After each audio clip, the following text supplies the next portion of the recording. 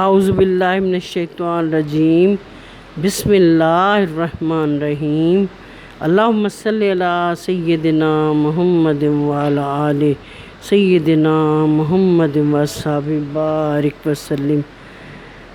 میری پیاری عزیز بہنوں بیٹیوں السلام علیکم۔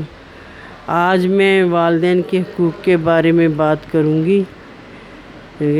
والدین ماں باپ کے ساتھ کیسا سلوک ہم قرآن پاک میں اللہ تعالیٰ فرماتے ہیں، سورۃ بقرہ میں ہے، اور ماں باپ کے ساتھ حسن سلوک کرتے رہنا، اور رشتہ داروں اور یتیموں اور محتاجوں کے ساتھ بھی، اور لوگوں سے اچھی طرح نرمی سے بات کرنا، اور نماز پڑھتے رہنا اور زکوٰۃ دیتے رہنا۔ یہ سورۃ بقرہ میں ہے۔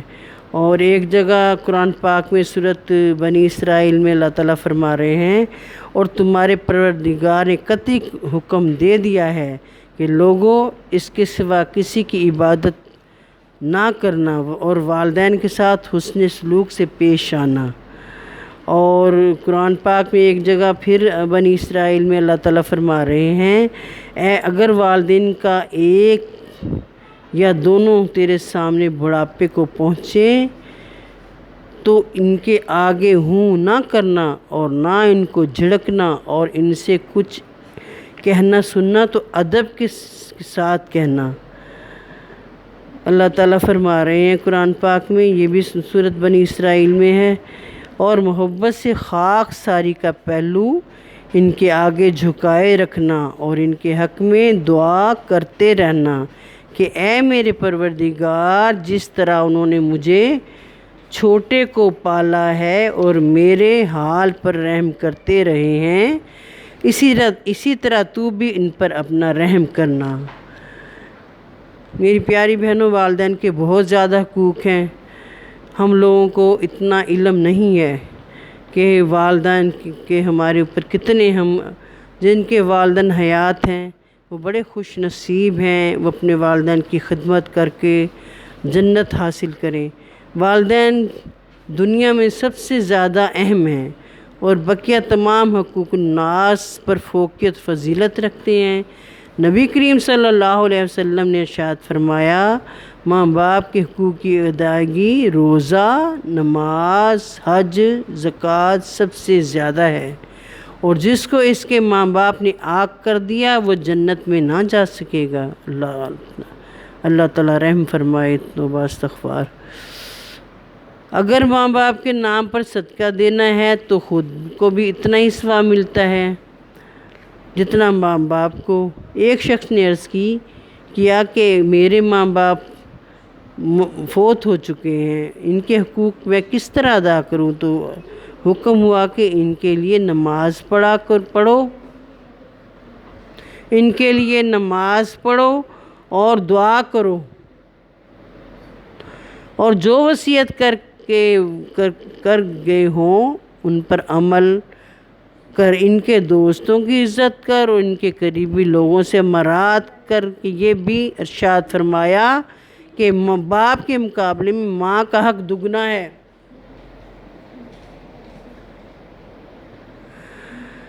کبیرہ گناہوں میں سب سے بڑا گناہ اللہ تعالیٰ کے ساتھ شرک کرنا اور ماں باپ کی نافرمانی کرنا ہے۔ یہ بخاری شریف کی حدیث میں ہے۔ ہر گناہ کے بدلے میں عذاب، ہر جرم کی گرفت کو مؤخر کیا جا سکتا ہے، لیکن ماں باپ کی نافرمانی کا گناہ ایسا سخت ہے کہ اس کا مواخذہ مرنے سے پہلے ہی کر لیا جاتا ہے۔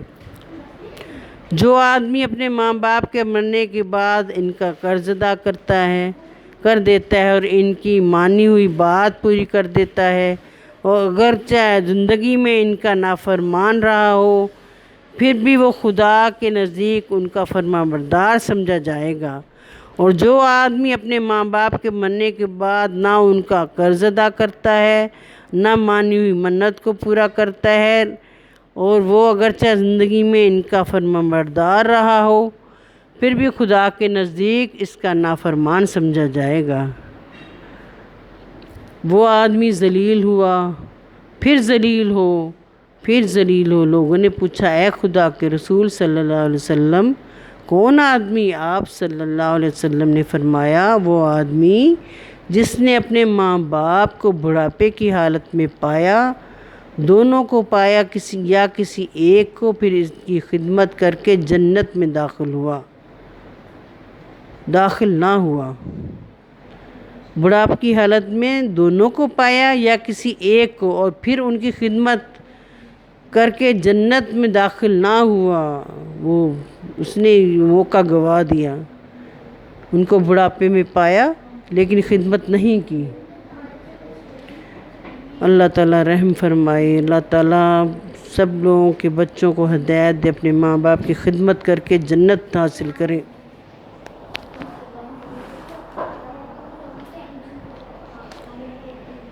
تمہارا مال اور تم اپنے والدین کے ساتھ ہو، بے شک تمہاری اولاد تمہارے پاک کمائی ہے، اس لیے تم اپنی اولاد کی کمائی سے بلا تکلف کھاؤ۔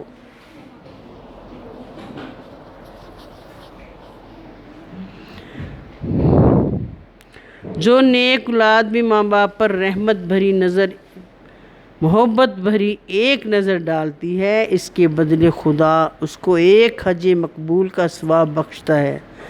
لوگوں نے پوچھا، اے خدا کے رسول صلی اللہ علیہ وسلم نے فرمایا، اگر کوئی ایک دن میں 100 بار اسی طرح رحمت و محبت کی نظر ڈالے؟ آپ صلی اللہ علیہ وسلم نے ارشاد فرمایا، جی ہاں، اگر کوئی 100 بار ایسا کرے تب بھی خدا تمہارے تصور سے بہت بڑا اور تنگ دلی جیسے عیبوں سے بالکل پاک ہے۔ یہ مسلم شریف کی حدیث میں ہے۔ واضح ہو کہ ماں باپ کا حق بہت ہی بڑا ہے، حتیٰ کہ اگر ان سے اولاد کے حق میں کوئی ایسی کارروائی سرزد ہو جائے جو انسان کے خلاف ہو، جو انصاف کے خلاف ہو، تب بھی ان کی اطاعت سے سرتابی نہ کرنی چاہیے، کیونکہ اللہ تعالیٰ کی رضا اور ناراضگی ماں باپ کی خوشی و ناخوشی پر موقوف ہے۔ والدین کی خدمت کا یہ تمتمہ سمجھنا چاہیے کہ ان کے انتقال کے بعد ان کے ملنے والوں اور ان کے دوستوں کی تعظیم کرے اور ان کے ساتھ سلوک اور احسان سے پیش آئے۔ ماں باپ کی فرمانبرداری سے صرف ایک صورت میں پہلو تہی کی گنجائش ہے، اور وہ یہ کہ اگر والدین کسی ایسے کام کو کرنے کے لیے مجبور کریں جو اللہ اور رسول صلی اللہ علیہ وسلم کے احکام کے خلاف ہو، تو ایسے موقع پر خوش اسلوبی کے ساتھ اپنی معذوری کا اظہار کر دے۔ ماں باپ کی دیکھا بہنوں کتنے ماں باپ کے حقوق ہیں، ہم لوگ تو سمجھتے ہی نہیں ہیں کہ ہمارے ماں باپ ہمارے پاس موجود ہیں اور ہم ان کی خدمت وہ نہیں کر رہے جو کرنی چاہیے ہمیں۔ حضرت عبداللہ بن ابی اوفا رضی اللہ تعالیٰ عنہ فرماتے ہیں کہ علقامہ نامی ایک شخص جو نماز روزہ کا بہت پابند تھا، جب اس کے انتقال کا وقت قریب آیا تو اس کے منہ سے باوجود تلقین کے کلمہ شہادت جاری نہ ہوتا تھا۔ علقامہ کی بیوی نے رسول صلی اللہ علیہ وسلم کی خدمت میں ایک آدمی بھیج کر اس واقعہ کی اطلاع کرائی۔ آپ صلی اللہ علیہ وسلم نے دریافت کیا کہ علقامہ کے والدین زندہ ہیں یا نہیں۔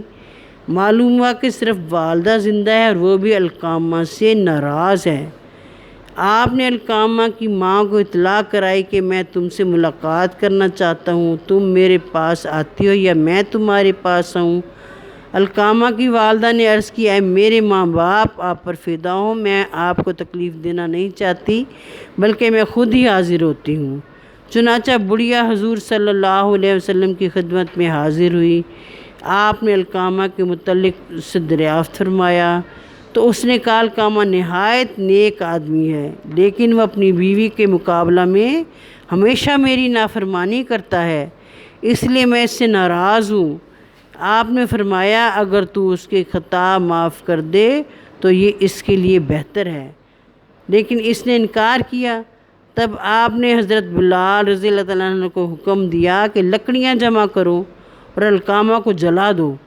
بڑھیا سن کر گھبرا گئی اور اس نے حیرت سے دریافت کیا کہ کیا میرے بچے کو آگ میں جلایا جائے گا؟ آپ صلی اللہ علیہ وسلم نے فرمایا ہاں، اللہ کے عذاب کے مقابلے میں ہمارا عذاب ہلکا ہے۔ خدا کی قسم، جب تک تو اس سے ناراض ہے نہ اس کی نماز قبول ہے نہ کوئی صدقہ قبول ہے۔ بڑھیا نے کہا میں آپ کو اور لوگوں کو گواہ کرتی ہوں کہ میں نے علقامہ کا قصور معاف کر دیا۔ آپ نے لوگوں کو مخاطب کرتے ہوئے فرمایا دیکھو علقامہ کی زبان پر کلمہ شہادت جاری ہوا یا نہیں۔ لوگوں نے بیان کیا یا رسول اللہ صلی اللہ علیہ وسلم، علقامہ کی زبان پر کلمہ شہادت جاری ہو گیا اور کلمہ شہادت کے ساتھ اس نے انتقال کیا۔ آپ نے علقامہ کے غسل و کفن کا حکم دیا اور خود جنازے کے ساتھ تشریف لے گئے۔ علقامہ کو دفن کرنے کے بعد فرمایا مہاجرین و انصار میں سے جس شخص نے اپنی ماں کی نافرمانی کی یا اس کو تکلیف پہنچائی تو اس پر اللہ کی لعنت، فرشتوں کی لعنت اور سب لوگوں کی لعنت ہوتی ہے۔ خدا تعالیٰ اس کا فرض قبول کرتا ہے نہ نفل، یہاں تک کہ وہ اللہ سے توبہ کرے اور اپنی ماں کے ساتھ نیکی کرے اور جس طرح ممکن ہو اس کو راضی کرے۔ اس کی رضا ماں کی رضا مندی ہے پر موقوف ہے اور خدا تعالیٰ کا غصہ اس کے غصہ میں پوشیدہ ہے۔ اللہ تعالیٰ ہم سب کو ہدایت دے، ہم اپنے ماں باپ کی خوب خدمت کریں اور ان کی خدمت کر کے ہم جنت حاصل کریں اور ان سے دعائیں لیں۔ یہ بہت اچھا موقع ہے۔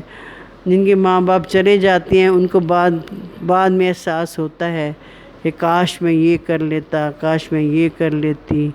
تو اس لیے میری عزیز بہنوں، جن کے بھی ماں باپ حیات ہیں وہ اپنے ماں باپ کی خود خدمت کریں، خوب دعائیں لیں۔ اللہ تعالیٰ ہم سب کو توفیق دے اس پہ عمل کرنے کی۔ اللہ تعالیٰ ہم سب پہ اپنا رحم و کرم فرمائے۔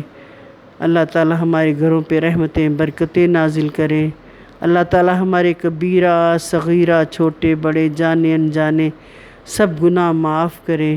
اللہ تعالیٰ ہم سب کو سیدھے راستے پہ چلائے، نیک ہدایت دے۔ ربنا آتنا فی الدنیا حسنۃ وفی الآخرۃ حسنۃ وقنا عذاب النار۔ آمین ثم آمین یا رب العالمین۔